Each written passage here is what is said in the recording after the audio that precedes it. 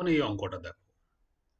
একজন বিমান চালক 30 মিটার পার সেকেন্ড বেগে অনুভূমিকভাবে উড়তে উড়তে বন্দুক থেকে গুলি ছুড়ল। ভূপৃষ্ঠ থেকে শব্দ প্রতিফলিত হয়ে 2 সেকেন্ড পর বিমান চালকের কানে পৌঁছালে বিমানের ভূপৃষ্ঠ থেকে উচ্চতা নির্ণয় করো। এখানে দেওয়া আছে শব্দের বেগ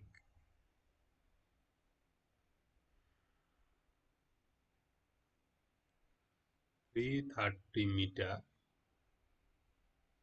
পার সেকেন্ড। তাহলে আমরা এর আগে ক্লাসে একটা ফর্মুলা ডিরাইভ করেছি, সেখানে সরাসরি ফর্মুলাটা আমাদের আছে। এখানে বিমান চালক আছে এ বিন্দুতে, বি বিন্দুতে সে শব্দ শুনবে, এই উচ্চতা যদি এইচ হয় এবং শব্দের গতিবেগ যদি ক্যাপিটাল ভি হয়, শব্দের গতিবেগ ক্যাপিটাল ভি, আর বিমানের গতিবেগ যদি হয় small V, small V.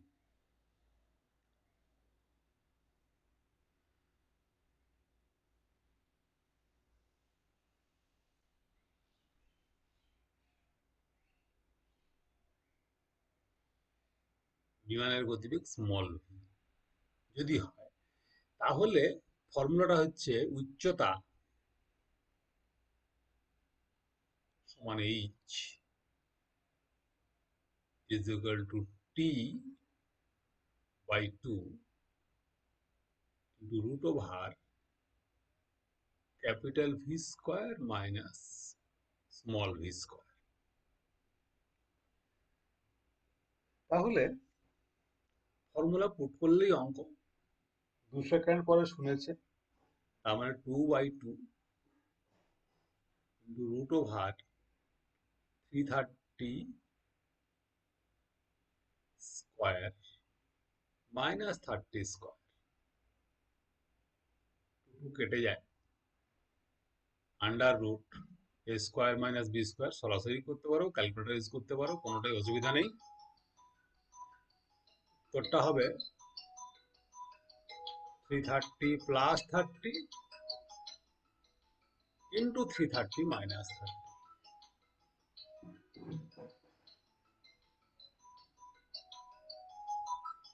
is equal to 360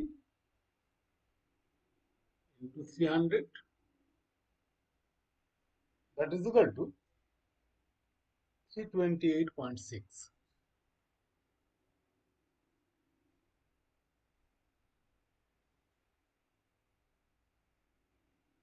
108,000 is equal to 330, 328, sorry.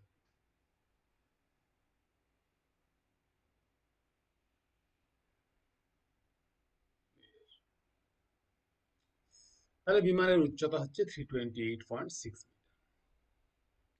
আশা করি বোঝা গেল অঙ্কটা। পরে আরেকটা অঙ্ক বোঝাবো এই ক্লাসেই।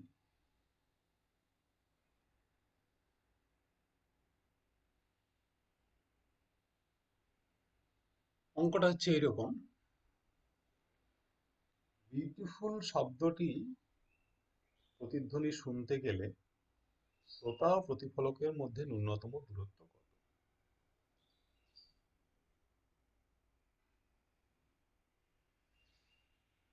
বিউটিফুল শব্দটির প্রতিধ্বনি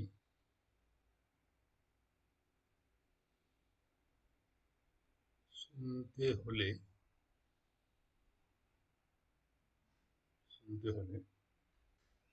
শ্রোতা ও প্রতিফলকের মধ্যে ন্যূনতম দূরত্ব কত?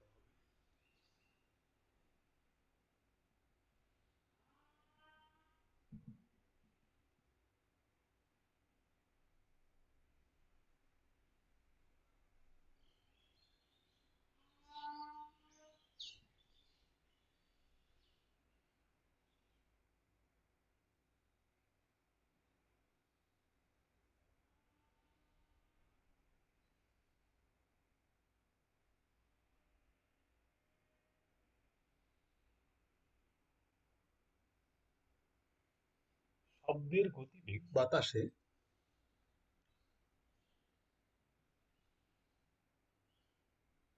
ধরে নাও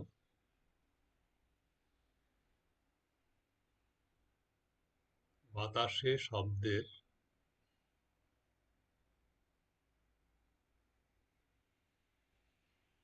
গতিবেগ সমান 340 মিটার পার সেকেন্ড। আসলে অঙ্কতে যেরকম শব্দের গতিবেগ দেওয়া থাকবে, 320 থাকতে পারে, 330 থাকতে পারে, 338 থাকতে পারে, 340 থাকতে পারে, যা খুশি থাকতে পারে। অঙ্কের ডাটাটা নিয়ে অ্যান্সার তোমাকে করতে হবে। তাহলে অ্যান্সারটা দেখো কি হবে এখানে। বিউটিফুল শব্দে কটি পদাংশ আছে আগে দেখতে হবে। B E A U T I F U L, beauty, beautiful, beauty. তাহলে শব্দে পদাংশ তিন।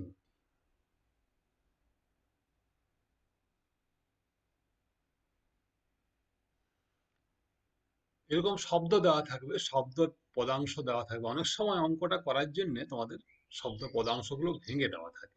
মানে অনেক অঙ্ক, ফিজিক্সের অঙ্ক তো, ফিজিক্সের নলেজটা টেস্ট করাটাই সেখানে জরুরি। অনেক স্টুডেন্ট হতে পারে সে মনে করতে পারে বিউটিফুলের দুটি পদাংশ আছে, যে কারণে অঙ্কটা যখন পরীক্ষায় দেয় তখন লিখে দেয় এরকম করে, বিউটিফুল,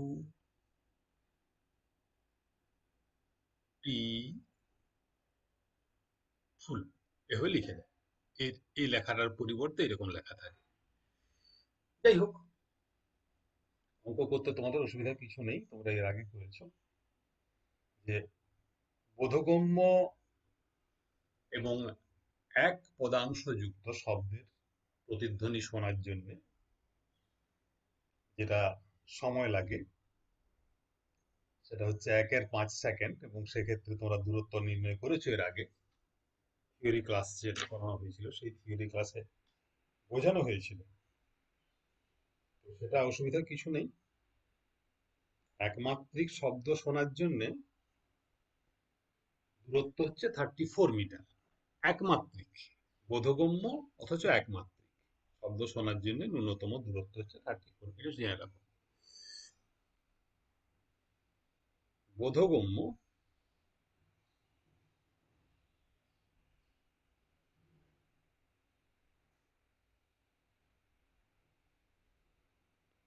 শব্দ শোনার জন্য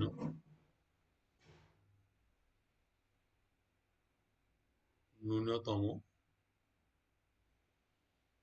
দূরত্ব কার?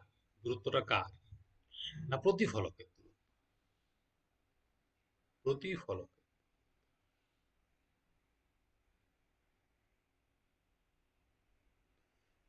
Is equal two 34 metre. সোজা হিসাবটা জেনে রাখো যে শব্দের গতিবেগ যা হবে সেই দূরত্বের 1/10 হবে বোধগম্যের ক্ষেত্রে। তাহলে ত্রিমাত্রিক, ত্রিমাত্রিক বা ত্রিপদাংশযুক্ত ত্রিমাত্রিক শব্দের ক্ষেত্রে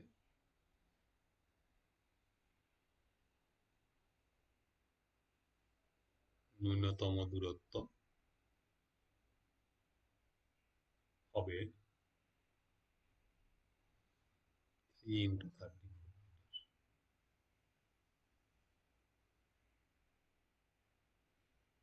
মানে 102 মিটার।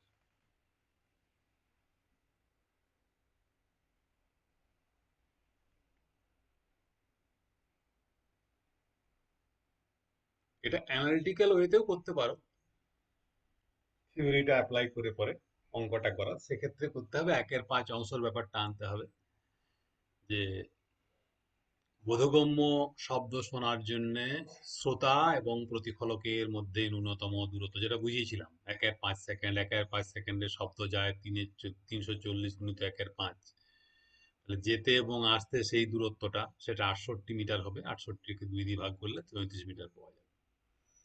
সেভাবেও করা যেতে পারে, অথবা এরকম সরাসরি অ্যান্সারটা করার জন্য আমরা এইভাবে করতে পারি। যাই হোক, এর পরে আরেকটা অঙ্ক করবো আমরা, এটা কিছুটা সহজ।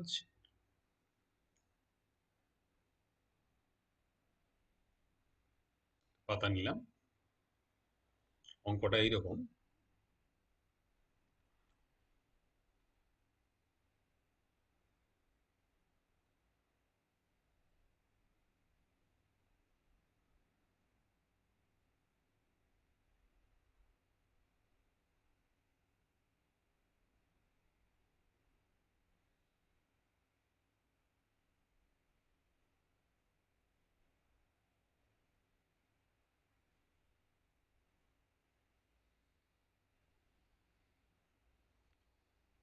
একটা জাহাজ রয়েছে, এটা জলে ভাসছে, এটা জল,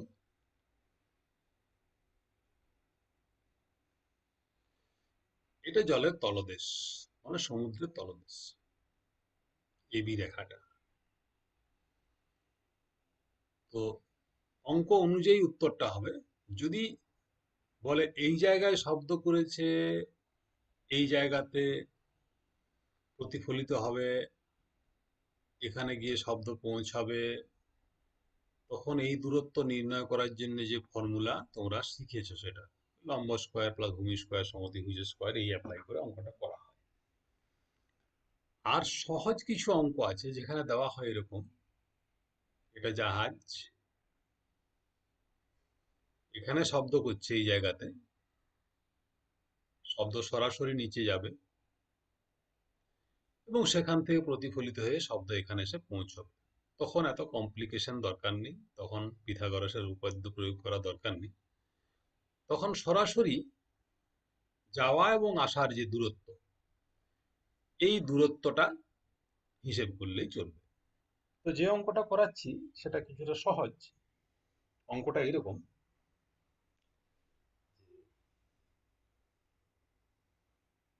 কোন সমুদ্রের, অঙ্কটা লেখা যাক আগে, তারপর বুঝিয়ে দিচ্ছি উত্তরটা। কোন সমুদ্রের গভীরতা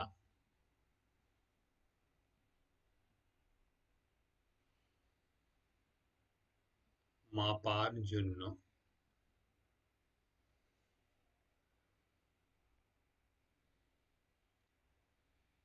বিস্ফোরকের শব্দ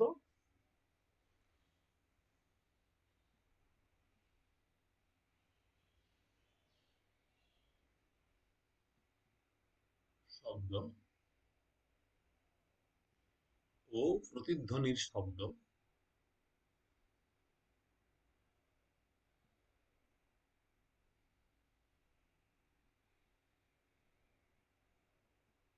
শোনার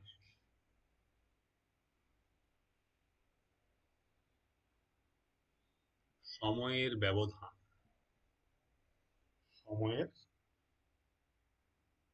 ব্যবধান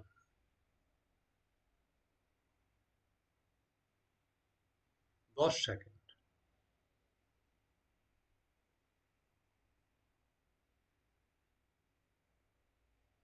জলের মধ্যে শব্দের বেগ সমান 1440 মিটার/সেকেন্ড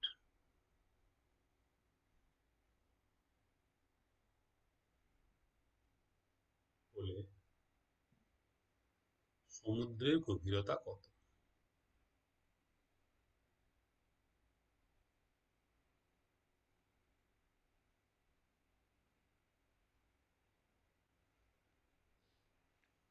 তো বিস্ফোরক মানে এইখানে একটা বিস্ফোরণ ঘটানো হবে, জোরে যেন শব্দ হয়, সেই শব্দ এরকম যাবে, গিয়ে ফিরে আসবে। তাহলে দূরত্ব বা গভীরতা যদি এক্স হয়, শব্দ যাবে একবার এবং ফিরে আসবে একবার, ও থেকে বি পর্যন্ত, তাহলে অ্যান্সারটা কি হবে? অ্যান্সারটা হবে এই: শব্দ কর্তৃক অতিক্রান্ত দূরত্ব। শব্দ কর্তৃক অতিক্রান্ত দূরত্ব সেটা কত? সেটা হচ্ছে 2x বা 2ob। আমরা লিখছি 2 × ob। এখানে ob হচ্ছে সমুদ্রের গভীরতা। ob সমান সমুদ্রের গভীরতা। এবারে আমরা জানি দূরত্ব সমান শব্দর বেগ গুণিত সময়। তাহলে লিখতে পারি 2 × ob, 2 × ob is equal to, বেগটা হচ্ছে এখানে 1440। লক্ষ্য করে দেখো, বায়ুতে শব্দের গতিবেগ যা হয় জলে তার থেকে গতিবেগটা বেশি হয়, যেন জলে মধ্যে দিয়ে শব্দ তাড়াতাড়ি যাবে। 1440 metre second into 10 second, or ob is equal to 1440 into 10/5, 10/2 sorry, metre. যা হবে গুণ করলে, এটা হবে তোমার 5 দিয়ে গুণ করলে 1440 ইন্টু 5 মিটার গুণ করে করতেও পারো, 7200, 7200 মিটার, তার মানে 7 কিলোমিটার প্রায়। লিখতে পারো এরকম করে 7 পয়েন্ট, বা সরাসরি 7200 মিটার।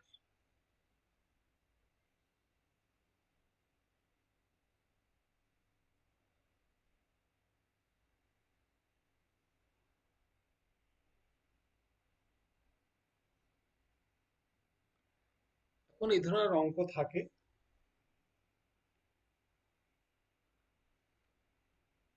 অঙ্কগুলো দু রকমের অঙ্ক, দুটো তিনটে ক্লাসে অঙ্কের সমস্ত প্যাটার্ন গুলো, যেগুলো জটিল প্যাটার্ন, সেগুলো করে দেওয়া হলো। কখনো কখনো নতুন প্যাটার্নের অঙ্ক যে দেয় না তা নয়, দেয়। তোমরা নিজেরা করো অঙ্কগুলো, ডিফিকাল্টি হলে পোস্ট করবে, শেয়ার করবে তোমাদের মতামত, তাহলে বুঝতে পারবো, তখন নতুন ভিডিও আবার করে দেওয়া হবে।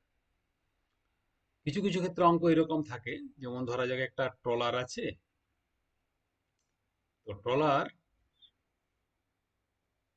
সমুদ্রের মধ্যে যাচ্ছে, এখানে মাছের ঝাঁক আছে। শব্দের ক্ষেত্রে যে মাছের ঝাঁক, এই ঝাঁকটাও কিন্তু একটা শব্দের প্রতিফলন ঘটাতে পারে। তো ওরা করে কি, ওরা এরকম শব্দ করে, শব্দের গেল, শব্দ প্রতিফলিত হয়ে ফিরে এলো, এটা ক্যালকুলেট করে মাছের ঝাঁকটাকে বুঝতে পারে। শুধু তাই নয়, একবার সাউন্ড গেল, পৌঁছে এলো, খানিকক্ষণ পরে আরেকবার সাউন্ড তৈরি করলো, তখন মাছের ঝাঁকটা হয়তো কাছের দিকে আসছে, তখন সময় কম লাগবে। দ্বিতীয়বার সাউন্ড করলে সময়টা বেশি লাগে, তখন বুঝতে হবে মাছের ঝাঁকটা দূরে সরে যাচ্ছে। কোথাও কোনো ডুবো পাহাড় যদি থাকে, ডুবো পাহাড় মানে সমুদ্রের নিচে পাহাড় থাকে, সেই পাহাড়ের সঙ্গে ধাক্কা খেলে ট্রলার বা নৌকা বা জাহাজের ক্ষতি হতে পারে, সেটা নির্ণয় করার জন্য এরকম সাউন্ড পাঠানো হয়। সাউন্ড পাঠিয়ে সাউন্ডটাকে আবার ডিটেক্ট করে পরে তার ডিস্টেন্সটা মাপা হয়। তো এটা একটা টেকনোলজি। টেকনোলজি মানে সেখানে যন্ত্রপাতিগুলো খুব জটিল, আর 2 নম্বর হচ্ছে গিয়ে যে সেখানে যারা কাজ করেন, দূরত্ব নির্ণয় যারা করেন, তাদের স্পেশালি ট্রেন্ড করতে হয়, ইঞ্জিনিয়ার টাইপের আর কি তারা। বিভিন্নভাবে শব্দ তৈরি করা যায়, শব্দ ডিটেকশন করা যায়, শব্দ পাঠানো যায়, শব্দের গতিবেগ নিয়ন্ত্রণ করা যায়, শব্দের গতিবেগটাকে আহ, শব্দটাকে পাঠিয়ে সেই শব্দের গতিবিধি নিয়ন্ত্রণ করে বিভিন্ন অ্যাঙ্গেল থেকে শব্দটাকে নিয়ে পড়ে আর ইনডাইরেক্ট উপায়ে জলের নিচে অবস্থিত যে কোনো একটা জিনিসের দূরত্ব, তার গতিবিধি, তার গতিবিধি কোন দিকে হচ্ছে, কোন দিকে মুভ করছে, মাছের ঝাঁকটা সামনে যাচ্ছে, পিছনে যাচ্ছে না সাইডে যাচ্ছে, সমস্ত কিছু নির্ণয় করা যায়। তো এই যে টেকনোলজি, সেটা একটা নাম আছে, তার নাম হচ্ছে সাউন্ড নেভিগেশন অ্যান্ড রেঞ্জিং। তাকে বলে কি না, sound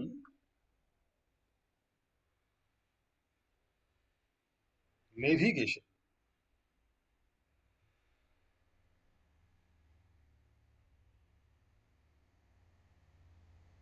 sound navigation and ranging.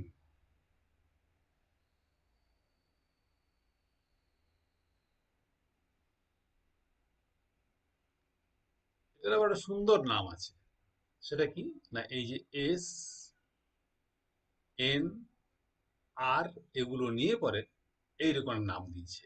S, O, N, এ, আর, সোনার। ভারী সুন্দর নাম। তো এই সোনার বলে যে টেকনোলজি বা সোনার একটা পদ্ধতি, এই পদ্ধতির সাহায্যে কি করে না, সমুদ্রের তলদেশে যেখানে আমাদের চোখের দৃষ্টি যায় না, সেখানে দূরত্ব, গতিবিধি ইত্যাদি নির্ণয় করা যায়। ধ্বংসাবশেষ, একটা জাহাজ ভেঙে গেছে বা জাহাজটা ভেঙে গিয়ে কোথাও হয়তো আছে, সেটা কোথায় আছে সেটাও মাপা যাবে, মাছের ঝাঁককে মাপা যাবে, এরকম করে সাউন্ডের প্রয়োগ রয়েছে। এছাড়া আরো অনেক ইন্টারেস্টিং প্রয়োগ রয়েছে। মজার ব্যাপার হচ্ছে যে মানুষ একটা টেকনোলজি তৈরি করেছে, যন্ত্রপাতি তৈরি করেছে, ক্যালকুলেশন করে, ম্যাথামেটিক্স অ্যাপ্লাই করে, পিথাগোরাস অ্যাপ্লাই করছে, দেখতেই পাচ্ছ জ্যামিতি অ্যাপ্লাই করছে। তো যত জটিল টেকনোলজি তত জটিল ম্যাথামেটিক্স, এটা মানুষ তৈরি করেছে। আবার কি, মানুষের মতো বুদ্ধিমান নয়, অথচ তারাও প্রকৃতিতে বেঁচে আছে, তাদের বুদ্ধিটাকে কাজে লাগিয়ে তারাও এই টেকনোলজিটা অ্যাপ্লাই করে। তাদের কাছে কোনো রকম উন্নত যন্ত্র নেই, কম্পিউটার নেই, ক্যালকুলেটর নেই, কোনো কিছুই নেই, অথচ তারা নিজের ব্রেনের মধ্যে এমন একটা পারসেপশন পাওয়ার, তাদের তাদের অনুভব শক্তি এরকম, বা শরীরের মধ্যে তাদের এমন কিছু ক্ষমতা রয়েছে, যেমন তিমি, যেমন বাদুড়, এরাও এই টেকনোলজিটা অ্যাপ্লাই করে করে কোনো জিনিসের দূরত্ব নির্ণয় করতে পারে, গতিবিধি নির্ণয় করতে পারে। এবং ওয়ার্ল্ড অফ ফিজিক্স, ফিজিক্সের জগৎটা অত্যন্ত ইন্টারেস্টিং। সেখানে একটা দারুণ ব্যাপার আছে, যে একটা পোকা, ধরা যাক, এখানে আলোচনা করার অবকাশ নেই, ক্লাসটা শেষ হয়ে আসছে, একটা পোকা আছে, এই পোকাটাকে আরেকটা পোকা খাবে, বড় পোকা, প্রাণী জগতে হয়েই থাকে, গঙ্গা ফড়িং, ঘাস, তার সঙ্গে ব্যাঙ, তোমরা পড়েছো বিজ্ঞানের ক্লাসে, প্রথম শ্রেণীর খাদক, দ্বিতীয় শ্রেণীর খাদক, তৃতীয় শ্রেণীর খাদক, ইত্যাদি ইত্যাদি, এরকম ব্যাপারটা থাকে। তো ঘটনা হচ্ছে কি, ধরা যাক এটা একটা বড় পোকা, বিগ আর স্মল পোকা, এটাকে খাবে। এই খাবার আগে এরকম টেকনোলজি অ্যাপ্লাই করবে, কোথায় এ আছে, কোন জায়গাতে পোকাটা আছে, মানে এক লাফে গিয়ে এর ঘাড়ে গিয়ে পড়বে এবং একবারে ওকে গিয়ে ধরবে, দুবার অ্যাটেম্প করবে না, নিখুঁত একদম। এই যে নিখুঁত জিনিসটা আনার জন্য ওকে খেতে হবে, খেয়ে বাঁচতে হবে, বড় পোকাটাকে, ছোট পোকাটাকে শিকার করবে বড় পোকাটা। এবং এখানেও কিন্তু সে একটা টেকনোলজি অ্যাপ্লাই করে। সুখের বা দুঃখের বিষয় হচ্ছে কি, ওদের জন্য কোনো স্কুল নেই, কোনো পরীক্ষা টরীক্ষা নেই, কোনো ঝুট ঝামেলা নেই, ওরা জন্মগত ভাবে এই টেকনোলজিটা শিখতে পারে। আর আমাদের মানুষকে ক্লাসে বসে কিংবা এরকম ক্লাস করে, ইন্টারনেটে ক্লাস, অন্যভাবে ক্লাস করে এগুলো শিখতে হয়। যাক, এই গল্পগুলো পরে করা যাবে তোমাদের সঙ্গে। আজকের ক্লাস এখানেই শেষ। বাকি সাউন্ডের চ্যাপ্টারে যা কিছু রইলো একটা ইন্টারেস্টিং গল্প করা যায় বসে, সেখানে কিন্তু অঙ্ক করার কিছু নেই, ডায়াগ্রাম আকারও তেমন কিছু নেই, অথচ কিছু ইন্টারেস্টিং জিনিস রয়েছে, সেগুলো তোমরা নিজেরা একটু বাড়িতে পড়বে। এখানেই সাউন্ডের যা কিছু আমার ইম্পর্টেন্ট ক্লাস করার দরকার ছিল সেগুলো আমি করে দিলাম। এরপরে বাকি চ্যাপ্টারগুলো, সাউন্ডের পরে যে চ্যাপ্টারগুলো রয়েছে, যেমন কিছু কিছু চ্যাপ্টার ফিজিক্সের রয়েছে আরো, সেগুলো পরবর্তীকালে একে একে আপলোড করে দেওয়া হবে। প্রথমেই যেটা করা হবে সেটা হচ্ছে একদম প্রথম থেকেই করা হবে, এটা একদম নিখুঁত উপায় করা হবে। ধন্যবাদ তোমাদের।